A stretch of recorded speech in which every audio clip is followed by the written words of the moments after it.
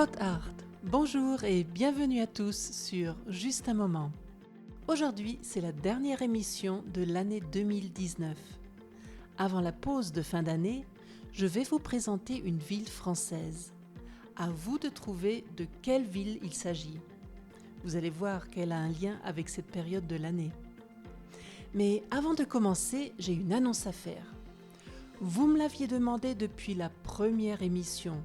Je vous l'avais promis. Et voilà, promesse tenue.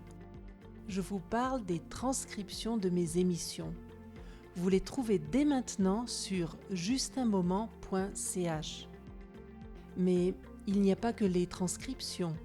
Je vous propose aussi des explications de mots difficiles, un glossaire qui réunit tous les mots expliqués et une activité supplémentaire pour chaque émission. Par exemple, un texte avec des lacunes, un jeu, des questions de compréhension et bien plus. Donc rendez-vous vite sur justunmoment.ch, mais écoutez d'abord cette émission. La ville que vous devez deviner est la 8e de France par sa population.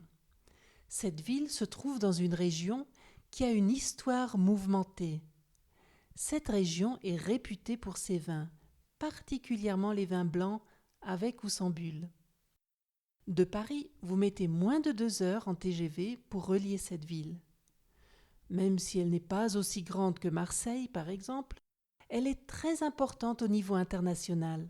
C'est dans cette ville que la Marseillaise, l'hymne national, a été composée en 1792 par Rouget de Lisle.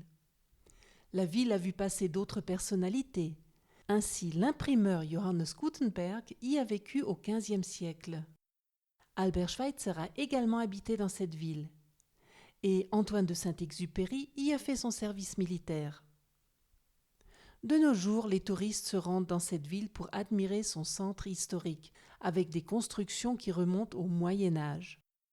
Depuis 1988, ce centre historique fait partie du patrimoine mondial de l'UNESCO. Il y a par exemple sa cathédrale en style gothique, de magnifiques maisons à colombages et des ponts couverts. D'ailleurs, le centre de la ville est construit sur plusieurs îles et l'on peut en faire le tour en bateau. C'est donc une alternative sympathique à la visite de la ville à pied.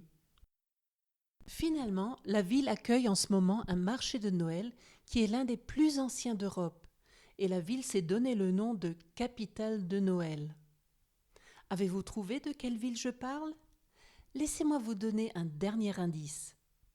Cette ville n'est pas seulement capitale de Noël, mais à côté de Bruxelles et Luxembourg, également capitale européenne. En effet, le Parlement européen et la Cour européenne des droits de l'homme y résident.